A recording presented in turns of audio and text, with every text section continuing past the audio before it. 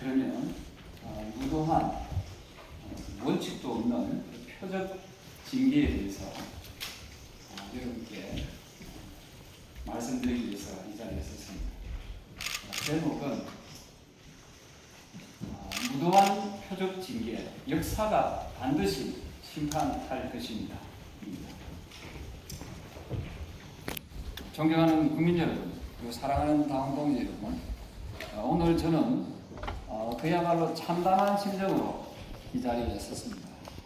어제 국민의힘 중앙윤리위원회는 저 조경태에 대한 징계 절차를 개시하였습니다. 그러나 저는 묻지 않을 수가 없습니다. 과연 정당한 징계입니까? 아니면 장동혁 대표의 당권을 지키기 위한 면피용 정치 보복입니까? 저 조경태는 오직 헌법기관으로서 당연한 책무를 지금까지 다해왔다고 생각합니다. 국민 여러분께서 잘 아시다시피 저는 일관성 있게 우리 국민의힘이 내란 세력과 절연해야 한다고 12.3 비상계엄 이후에 주장해 왔습니다.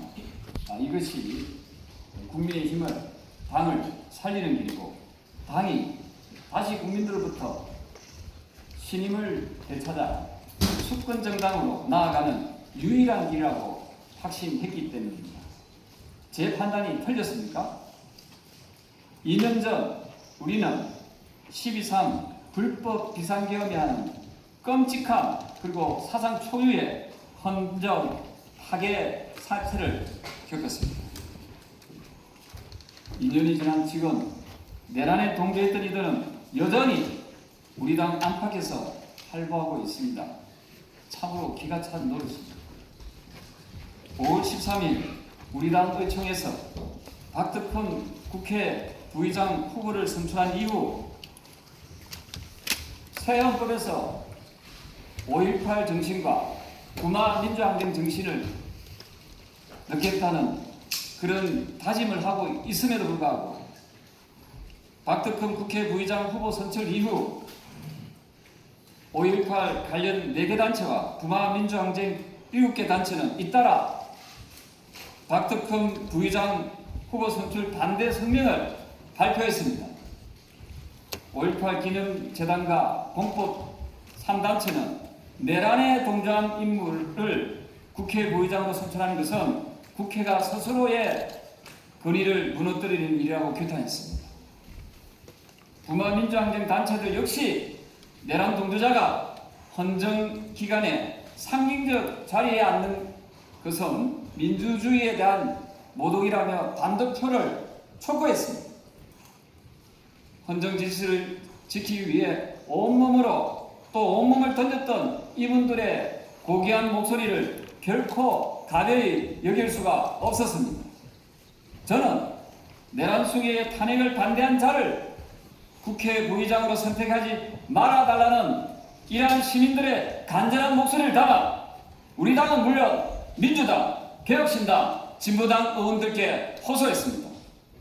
헌법기관으로서 그리고 국민의 신뢰를 받아온 육선 의원으로서 당연히 시민의 목소리를 담아내야 할 책무가 있어야 하며 이것은 지극히 상식적인 정치 행위입니다. 이것이 징계받을 일입니까, 여러분?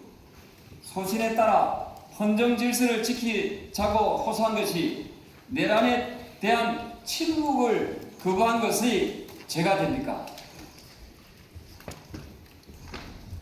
저는 이미 장동혁 대표에 대한 징계를 요구하였습니다. 지난 8일 국민을 향해 총뿌리를 겨룬 내란 수계를 옹호하고 법치주의를 훼손한 장동혁 대표에 대한 징계 요구서를 당에 제출했습니다. 장 대표는 자신의 자리를 보존하기 위해 내란 옹호 세력에게는 눈을 감고 오히려 바른 목소리를 내는 동지들에게는 징계의 칼을 휘두르고 있습니다. 정통 보수 제1야당의 수장이 부정선거 운운하며 국가 질서를 어지럽히고 있습니다. 이것이야말로 당의 명예를 실추시키고 국민의 신뢰를 땅에 떨어뜨리는 명백한 해당 행위입니다.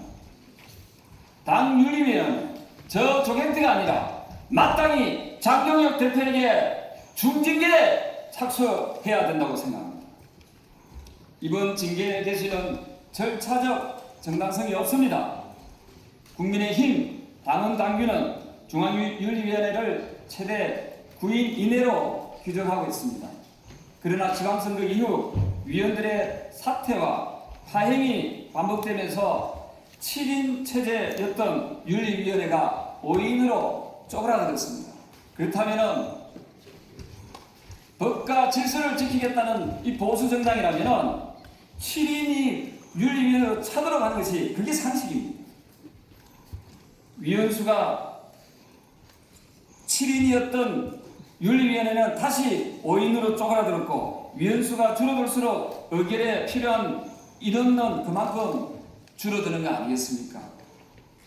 위원들의 잇따른 사태가 과연 우연입니까? 아니면 손쉬운 징계 강행을 위한 구조를 만든 것입니까? 한 윤리위원은 위원장의 독단적 운영 방식에 문제를 제기하며 불참했고, 또 다른 윤리위원은 신원 노출에 대한 부담을 느끼고 그 이후로 자리를 떠났습니다. 이런 파행 속에서 겨우 3인의 손으로 내려진 결정이 당당할 수 있겠습니까? 아마 대한민국 국민들은 3인으로 징계 절차를 밟았다 하면은 이게 과연 공당으로서 있을 수 있는 일이냐라고 되물을 수밖에 없을 겁니다. 윤리위원 가운데 한 분은 언론에 나가서 장동혁 대표가 윤리위에 제소된 상태이라 직접 윤리위에 들어올 수 없으니 자신이 대신 그 자리에 왔다는 취지의 발언을 쏟아냈습니다.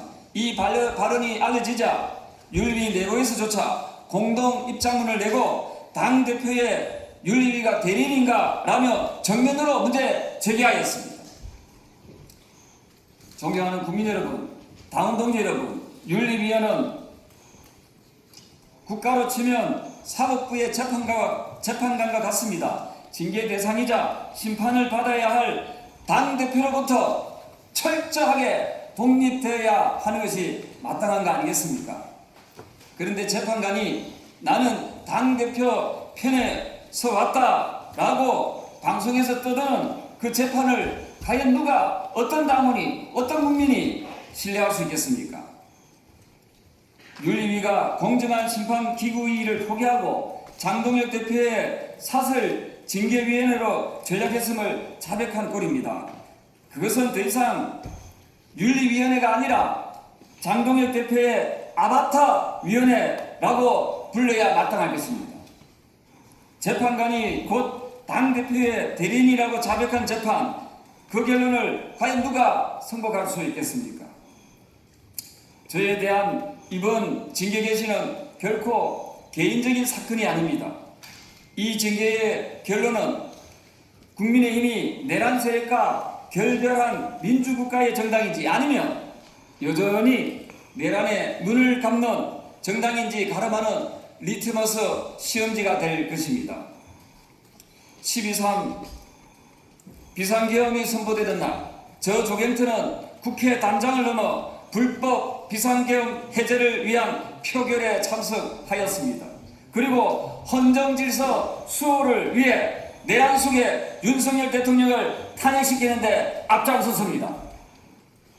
만일 저 조경태를 끝내 징계한다면 헌정질서를 수호하려던 한 국회의원이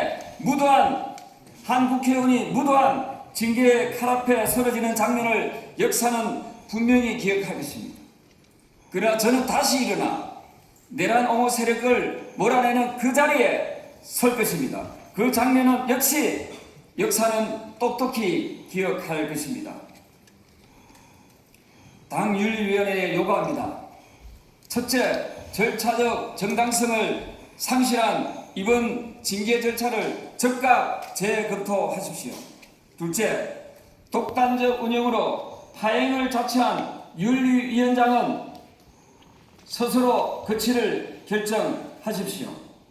셋째, 부정선거를 주장하고 내란을 옹호해온 장동혁 대표에 대한 중징계 절차를 즉각 착수하십시오. 국민의힘이 내란 옹호 정당으로 남을 것인지, 헌정 질서를 지키는 국민의 정당으로 거듭날 것인지, 그 선택은 지금 이 순간 윤리위와 당 지도부의 몫입니다. 저 조경태는 보수 재건을 원하는 국민과 당원 여러분과 함께 끝까지 맞서 싸우겠습니다. 감사합니다.